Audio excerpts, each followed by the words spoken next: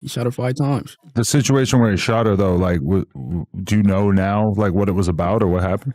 Well, because my mom didn't want to be with her. LA always got some wild drama in the streets, but this one, it's different. A Rollin 40s Crip named X4 got the whole city buzzing right now, and it's not looking good. Even after beating a murder case, he didn't chill for a second. He's still deep in the mix, and today we're breaking down how this whole wild story started. X4's life been rough since the jump. The chaos started before he even knew what was happening. His parents were both caught up in the streets, and their relationship got dark fast. Things got so bad that one day, X4's mom tried to leave, and his dad snapped. He pulled out a gun and shot her 5 times. It's a miracle she lived. X4's dad got locked up for attempted murder, but even though his mom survived, she couldn't really be around while he was growing up. The whole family was deep in the trenches, trying to survive however they could. X4's older brother Dante got caught up too, and that's when tragedy hit hard. People say Dante was repping the 7-4 Hoovers, but one night, he made one small mistake that cost him everything. He went outside wearing his aunt's sweatshirt, and it had a 4-leaf clover on it, a symbol that Rollin 40s Crips claimed. That little detail allegedly got him killed.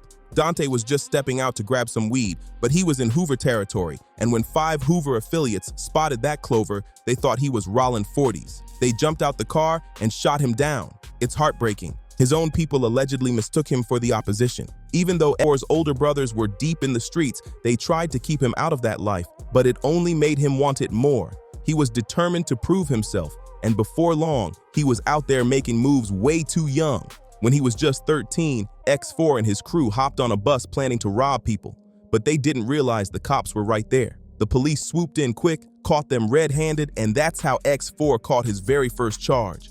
It was his first case ever, but the judge wasn't showing any mercy. X4 got sent to juvie for 4 long months, and that short time inside only made him colder. When he got out, the streets had their hooks in him for real. Things got even worse after his brother Dante was killed. The family moved to Parkside, a neighborhood controlled by the Rollin 40 Crips. That set was known for being one of the most active in all of LA, and the Parkside clique had a heavy rep for putting in serious work. X4 got officially put on the set when he was just 12 years old. Barely a kid, already living a grown man's life. People say he quickly became one of the top hitters for the Rollin 40s, known for being fearless and always ready to ride. But X4 wasn't just about the streets. He had some real talent too. As a teen, he started recording music, dropping songs on SoundCloud that pulled in thousands of views. Still, the streets had his full attention. Music was just a side hustle back then. He kept getting locked up over and over, and in 2017, things got serious. X4 caught a real prison sentence for robbery. The cops even tried to tie him to a murder case, but the witnesses backed out and the whole case fell apart. It was another close call for X4, but instead of slowing down, it just made his name ring louder in LA. X4 ended up sitting down for 4 years. But what made things even messier was how the system played him. He was already locked up for another robbery when the cops decided to drop fresh charges on him. Instead of handling it all in one case, they waited until he got convicted, then hit him with the new one right after. That move stacked his record and gave him 2 strikes instead of 1, setting him up for real trouble in the future. He was supposed to serve 6 years total, but somehow X4 caught a break and got released early in 2022. The moment he got out, he jumped right back into the booth and straight back into the streets too. His music started catching serious attention, especially with tracks like Tiny Little Freestyle Part 4, where he came with raw energy and dropped bars that had everyone talking. He rapped, "4 years ain't changed, shit, bitch, I'm still with it. Stop saying you sprint with the switch, cause no you didn't." Bitch said, "Hey babe, what you want for Christmas? I just want a lawyer." So that guy handle all the killings. That verse hit hard. It showed how X4 felt like nothing could slow him down. Even though he tried to move quiet, people noticed one thing real quick. X4 was rocking the colors of his rivals. In LA, that's not just fashion, that's a message. Only the ones really deep in the game dare to wear their enemies' colors, and for X4 to do that fresh out the pen, it was a bold statement that he wasn't scared of anybody. Some Hoover sets are known for wearing orange, so when X4 steps out rocking that color while having Hoover Killer tattooed right on his face, he's making a serious statement. That's not just style, that's a straight-up challenge. Everyone in LA knows that kind of move ain't for show. It's a way of saying he's ready for whatever comes his way. X4's reputation didn't just come from his music or his tats. He's known for throwing hands too. He used to brag that he ran 30 fades in juvie and never took an L. Like 30. Damn. 30 fade? Like 30. Now, out of all 30, how many you win? Feel me? How many you lose? In camp, I ain't lose no fades. But when he turned 18 and hit county jail for the first time, things shifted fast. That's where he ran into a 29-year-old 8-tray gangster Crip, a grown man with real experience in the game, and X4 had to throw down. He took the fade, but ended up losing that one. Still, X4 didn't walk away defeated. After the fight, he actually chopped it up with the dude, earned his respect, and even learned a few things. After that, after we scrubbed it up, we chopped it up. Be like, oh, this, like, I'm 18. Like, well, I might clean on. Like, do that every time. You can go stick me. Like, do that every time. Do that in the county, you'll be straight. Don't turn down nothing. I don't care how big they is, how old they is. Do that every time. X4 said being in county connected him with people from all kinds of sets, even ones he used to see as enemies. He said there were some guys he got cool with behind bars that he probably wouldn't beef with if he saw them on the outside, even though they're from rival hoods. But at the same time, he admitted he still couldn't ever truly choose them.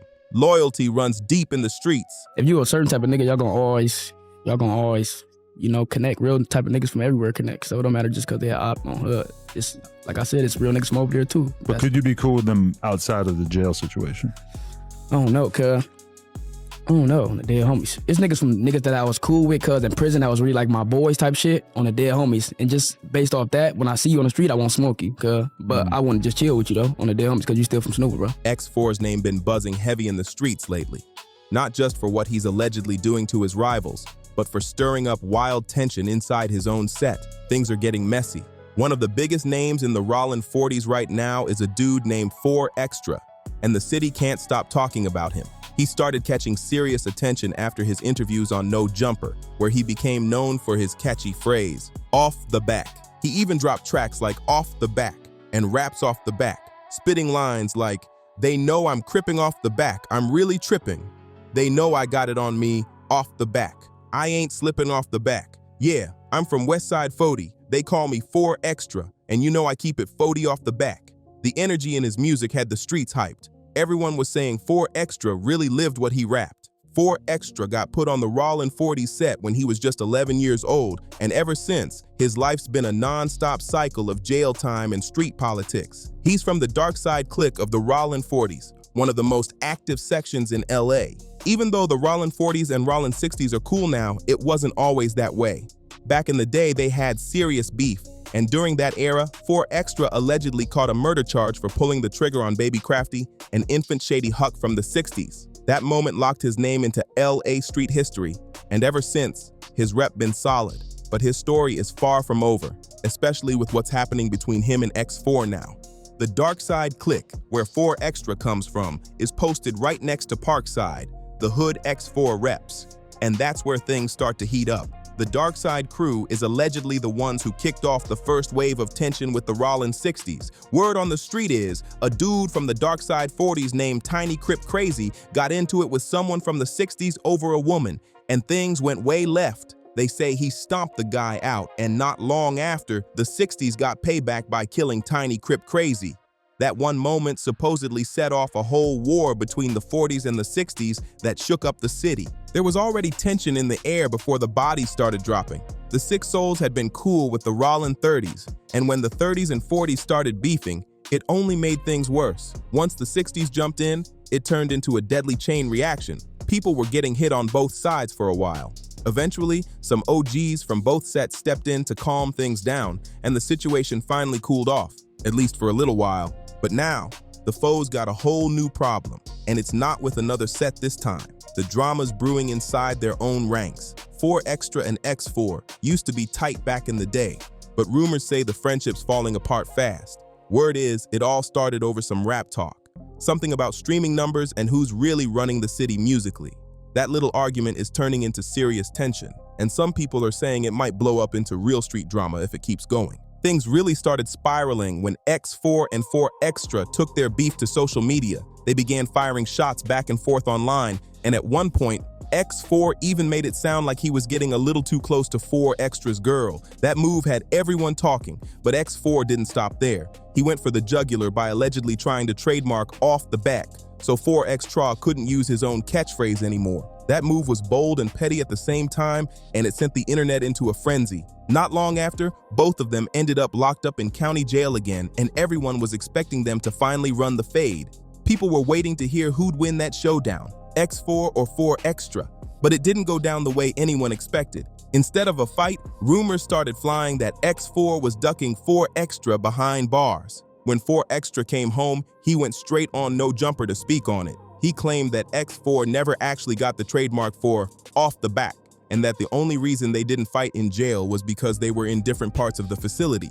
They never crossed paths. 4 Extra wouldn't say flat out that X4 was scared, but the way he told it definitely made it sound like X4 didn't want that fade. The tension was already boiling, but nobody could have predicted what came next. Even though 4 Extra had been getting some clout from his interviews, what really made him go viral was a shocking accident. He was allegedly messing around with illegal fireworks and ended up blowing his own hand off. The clip spread everywhere, and suddenly, 4 Extra's name was all over the internet for a whole new reason. When the story broke about 4 Extra blowing his hand up, it went viral everywhere. The internet couldn't stop talking about it. News outlets picked it up. Fans flooded his page showing love and concern, but that's when X4 made it clear the beef was still very real. From behind bars, X4 started clowning 4 Extra online, turning his accident into another shot in their ongoing feud. Hey, cuz, so you telling me a nigga was playing with them explosives and blew his shit off? Damn, homies, a nigga blew his motherfucking hand off, cuz? Come on, cuz, nigga told you not to play with them explosives, cuz, the West Side 40s. Yeah, those, he wearing them explosives off the back. It didn't stop there. Some people on social media started roasting 4 Extra too, especially after his sister launched a GoFundMe to help cover his medical bills. Instead of sympathy, folks started calling 4 Extra broke, and the jokes kept rolling. 4 Extra wasn't having it though. He jumped right back on social media, flexing all his chains and watches with his hand still wrapped up in a cast. He wanted everyone to see that he was still shining, no matter what happened. Then things got even crazier when X4's brother, Tiny Hoodsta, jumped into the mix and started calling 4 Extra out. He said 4 Extra wasn't really with the foes like he claimed, and coming from Tiny Hoodsta, that meant something. Tiny Hoodsta's a well-known name in LA. He made headlines years ago for one of the wildest stunts ever, robbing a bank and throwing cash out the window while cops were chasing him. Back in 2012, Tiny Hoodsta and his crew stormed into a bank, pointed guns, snatched up over $20,000 and then sped off, tossing money to people on the street as they ran from the police. That story became legendary in LA, and now his voice jumping into the X4 versus 4 Extra drama only made things blow up even more. A dude who was chilling in the parking lot ended up seeing the whole thing go down. And that's what changed everything. He told the cops exactly what kind of car Tiny Hoodsta and his crew were driving, and from there, it turned into a wild police chase across the city. Realizing they weren't going to get away, Tiny Hoodsta started tossing handfuls of cash out the window, trying to cause chaos in the streets. People were scrambling to grab the money while the cops stayed locked on their tail. But even with all that, it didn't end well for him. One of Tiny Hoodsta's own friends ended up flipping on him, and that's how he got hit with 33 years in prison for the robbery. He's still locked up to this day, nowhere near coming home. And now, crazy enough, it looks like X4 might be following the same path. In 2025, X4 got booked on a robbery charge, accused of pulling a move with a couple of his homies on a local music producer. According to police reports, the producer was in the studio editing music when X4 and his crew allegedly rolled up on him, flashed guns, and took his jewelry before dipping out. What made things worse, the whole thing reportedly got caught on camera inside the studio. Since X4 was already on probation, that made the situation even more serious. And this ain't the first time he's been tangled up with the law since coming home in 2022. Every time it looks like he's about to get his career on track, another case drags him right back into the mess.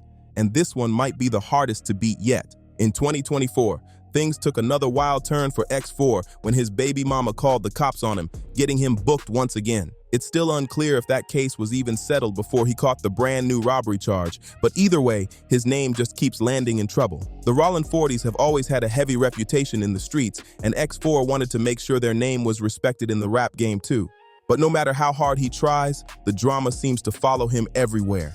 And X4 ain't the only one from his section fumbling big opportunities. Another rapper from the set, Dodie 6, went through his own wild ride. After serving 7 years in prison, Dodie came home and instantly scored a massive win. Kendrick Lamar put him on a track. His name exploded overnight. Everyone was talking about how Dodie was about to blow up for real.